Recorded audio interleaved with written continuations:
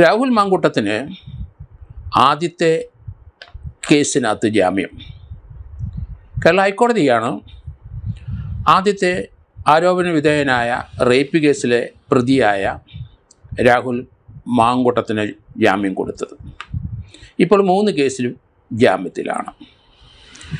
3 കേസുകളുടെ സ്വഭാവം കേരളത്തിലെ ജനങ്ങൾക്കെല്ലാവർക്കും അറിയാം.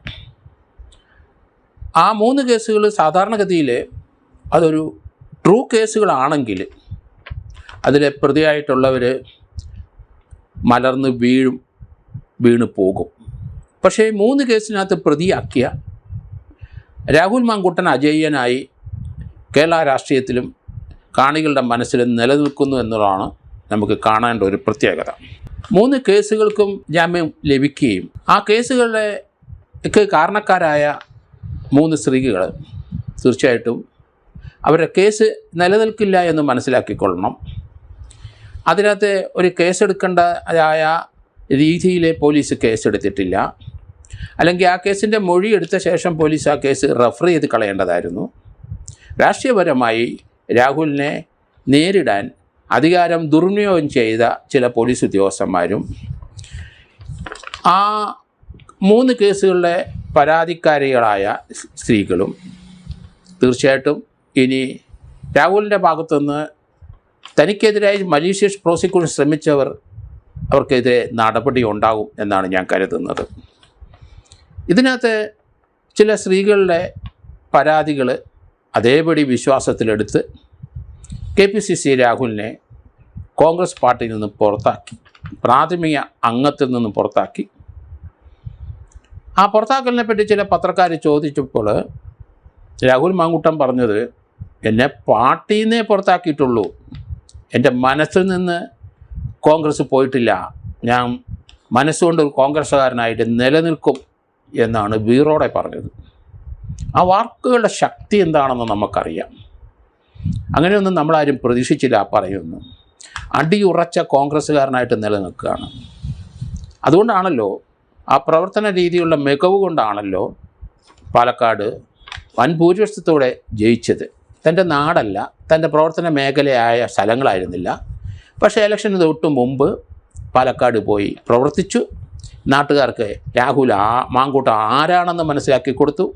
അവരുടെ സുഖത്തിലും ദുഃഖത്തിലും ഒക്കെ പങ്കുചേർന്ന് മുന്നേറുന്ന കാഴ്ച നമ്മൾ കണ്ടു. ആ രാഹുലിനും മാങ്കൂട്ടത്തിനെ ഒറ്റപ്പെടുത്താനേ കഴിയില്ല എന്ന് നമ്മൾ മനസ്സിലാക്കണം. KPCCയിൽ ആരാണ് രാഹുൽ മാങ്കൂട്ടത്തിനെതിരായി പ്രവർത്തിച്ചത്, ആ വൻമരങ്ങൾ ഈ ഇലക്ഷനിൽ വീഴുമെന്നാണ് ഞാൻ കരുതുന്നത്. കാരണം കോൺഗ്രസ്സുകാർ ആയിട്ടുള്ള ആ ചിന്താഗതിയുള്ള ഈവൻ പ്രതിപക്ഷത്തുള്ളവരുമൊക്കെ ഇപ്പോഴത്തെ ചെറുപ്പക്കാരായ രാഷ്ട്രീയ ഭേദമന്യേ പല ചെറുപ്പക്കാരെയും അവർ സപ്പോർട്ട് ചെയ്യുന്നു, അവരെ അനുകൂലിക്കുന്നു, അവരുടെ പ്രവർത്തനത്തിന് വേണ്ട സൗകര്യങ്ങൾ ചെയ്തു കൊടുക്കുന്നു. കോൺഗ്രസ്സിലെ ഇപ്പോഴത്തെ ചെറുപ്പക്കാരായ ആ കോൺഗ്രസ്സുകാരെ പറ്റി ചില MLA-മാരും ചില MP-മാരും അവർ അതിശക്തരായി പ്രവർത്തിക്കുകയും അതിശക്തരായി സമൂഹത്തിന് മുമ്പിൽ നിൽക്കുകയും സമൂഹത്തിൻ്റെ ഒപ്പം സഞ്ചരിക്കുകയും സമൂഹത്തിൽ സഹായ ആവശ്യക്കാർക്ക് അവർ മുൻനിരയിൽ വന്ന് സഹായം കൊടുക്കുകയും ചെയ്യുന്ന കാഴ്ച നമ്മൾ കാണുന്നുണ്ട്. അതുകൊണ്ട് കേരള രാഷ്ട്രീയത്തിൽ രാഹുൽ മാങ്കൂട്ടത്തിനെതിരായി ആരാണ് പ്രവർത്തിച്ചത്, ആ വൻമരങ്ങൾ ഈ ഇലക്ഷനിൽ വീഴുമെന്നാണ് ഞാൻ കരുതുന്നത്. കാരണം രാഷ്ട്രീയപരമായി ഇപ്പം കോൺഗ്രസ്സിന് ഒരു ഫേവറബിളായ ഒരു അന്തരീക്ഷം കേരളത്തിലുണ്ട്. എങ്കിലും CPM-നെ തകർത്ത് കളയാമെന്ന് വിചാരിക്കേണ്ട. കാരണം ബംഗാളിൽ സംഭവിച്ച പോലെ അടുത്ത് ഒന്നും ആ രീതിയിലിട്ട് ഇവിടുത്തെ CPM മാറില്ല. ചില തെറ്റുകുറ്റങ്ങളൊക്കെ വന്നു കഴിഞ്ഞിരിക്കുന്നു. അത് വീണ്ടെടുക്കാനുള്ള ശ്രമം നടക്കും. അതുകൊണ്ട് പരിച്ഛേദം ഉന്മൂലനം ചെയ്യാം CPM-നെന്ന് ആരും കരുതരുത്. കാരണം ആ പാർട്ടിയുടെ അടിത്തറ അങ്ങനെയാണ്. കുറേയധികം ആൾക്കാരും പാർട്ടിയുടെ ചില നേതാക്കന്മാരുടെ പ്രവർത്തനം മൂലം വിട്ടുപോയി, ചില അണികൾ അവിടുന്ന് ഒഴുകിപ്പോയി. എങ്കിലും അവരുടെ പ്രാഥമിക അംഗത്വമുള്ള കുറേയധികം CPM-കാർ അചഞ്ചലമായി CPM-ൻ്റെ വോട്ട് ബാങ്കായി ഇപ്പം നിലനിൽക്കുന്നുണ്ട്. എങ്കിലും അടുത്ത ഇലക്ഷനിൽ തീർച്ചയായിട്ടും അവർക്ക് ചാൻസ് വളരെ കുറഞ്ഞു. അത് കോൺഗ്രസിൻ്റെ നേതൃത്വത്തിലുള്ള UDF അധികാരത്തിൽ വരും എന്ന് തന്നെയാണ് ഞാൻ കരുതുന്നത്.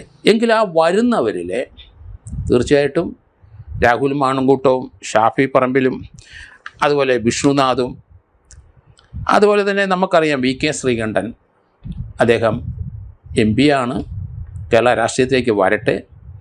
കാരണം ഒരുപറ്റം ആൾക്കാർ കേരള രാഷ്ട്രീയത്തിൽ മികവുറ്റ പ്രവർത്തനം ചെയ്യുന്നവരുടെ കൂട്ടത്തിൽ വി കെ ശ്രീകണ്ഠനും ഉണ്ട്.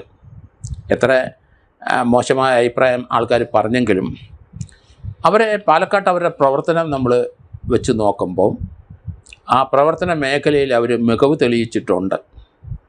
അതുകൊണ്ട് വി കെ ശ്രീകണ്ഠനെയും ഷാഫി പറമ്പിലിനെയും രാഹുൽ മാങ്കൂട്ടത്തിനെയും വിഷ്ണുനാഥിനെയും മാത്യു കുഴൽനാടിനെയും ഒന്നും കേരള രാഷ്ട്രീയത്തിൽ നിന്ന് പിന്മാറ്റി നിർത്താൻ കഴിയില്ല. അവരൊക്കെ അതുപോലെ അനിൽകുമാറുമുണ്ട്. ഇവരൊക്കെ അദ്ദേഹം മലപ്പുറത്തെ വണ്ടൂരാണ് ധരിക്കുന്ന MLA ആണ്.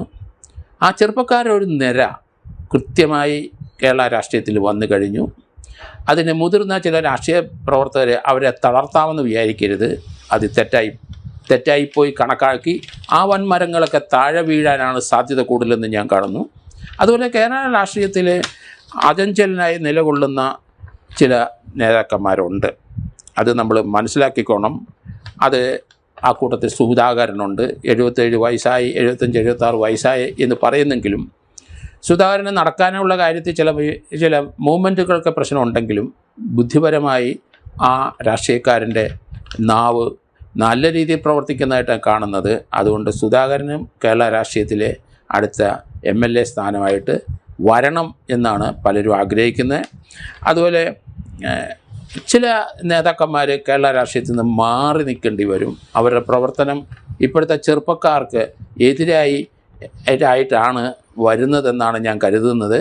കാരണം അങ്ങനെയുള്ള നീക്കം നടത്തുന്ന തലമുതിർന്ന കോൺഗ്രസ്സുകാർ അത് തീർച്ചയായിട്ടും അവർ നിലം പൊത്തും എന്നാണ് എൻ്റെ കണക്കുകൂട്ടൽ. അതുകൊണ്ട് എൻ്റെ ഒരു ചിന്ത, രാഹുൽ മാങ്കൂട്ടത്തിനെ കേരള രാഷ്ട്രീയത്തിൽ നിന്ന് നിഷ്കാസനം ചെയ്യാൻ കഴിയില്ല, ഷാഫി പറമ്പലിനെ നിഷ്കാസനം ചെയ്യാൻ കഴിയില്ല, വി കെ ശ്രീകണ്ഠനെ നിഷ്കാസനം ചെയ്യാൻ കഴിയില്ല. അതുകൊണ്ട് ഈ ഒരു തലമുറ അവരെ കേരള രാഷ്ട്രീയ രംഗം, പ്രത്യേകിച്ച് കോൺഗ്രസ്സുകാരെ അവരെ കേരളത്തിലെ പ്രബുദ്ധരായ ജനങ്ങൾ സ്വീകരിച്ചു കഴിഞ്ഞിരിക്കുന്നു. അവരെ മറ്റ് KPCC നേതൃത്വം കരുതുന്നവരെ അവരെ പാർട്ടിയിൽ നിന്ന് പുറന്തള്ളാനോ പാർട്ടിയുടെ പ്രാഥമിക അംഗത്വം നീക്കം ചെയ്യാനോ കഴിയില്ല. അങ്ങനെ ചെയ്തിട്ടുണ്ടെങ്കിൽ അടിയന്തരമായിട്ട് കോൺഗ്രസ്സിലെ പ്രാഥമിക അംഗത്വം തിരിച്ചു കൊടുക്കണം. രാഹുൽ മാങ്കൂട്ടത്തിന് അടിയന്തരമായി അദ്ദേഹത്തിനെ പാർട്ടി പ്രവേശിപ്പിക്കണം. ഇല്ലെങ്കിൽ അത് പാർട്ടിക്ക് വലിയ ദൂഷ്യം ചെയ്യും. അസംബ്ലിയിലെ രാഹുൽ മാങ്കൂട്ടത്തിന് വരട്ടെ, സപ്പോർട്ട് ചെയ്യട്ടെ. രാഹുൽ മാങ്കൂട്ടത്തിനെ അസംബ്ലിയിൽ നിന്ന് പുറത്താക്കാനുള്ള ശ്രമത്തിനുള്ള ചില നീക്കങ്ങളൊക്കെ നടന്നത് കണ്ടു. അതിനെ KPCC അതുപോലെ തന്നെ കോൺഗ്രസ് നേതൃത്വം അത് അവഗണിച്ച് എതിർപ്പ് പ്രകടിപ്പിക്കുന്നത് നമ്മൾ കണ്ടു. എന്തായാലും മുഖ്യമന്ത്രി സ്ഥാനത്തിന് 3-4 പേര് കോൺഗ്രസിൻ്റെ ഭാഗത്തുനിന്ന് ഉണ്ടായിട്ടുണ്ട്. അതിൻ്റേതായ ചില ഗ്രൂപ്പ് കളികളൊക്കെ നടത്തി തുടങ്ങിയിട്ടുണ്ട്. അതവിടെ നിൽക്കട്ടെ. ഈ ചെറുപ്പക്കാരായ ഈ കോൺഗ്രസ് നേതൃത്വത്തിൽ കൊണ്ടുവരാതെ കേരളത്തിലെ കോൺഗ്രസ് രാഷ്ട്രീയം നിലനിൽക്കില്ല. അത് പെട്ടുപോകും.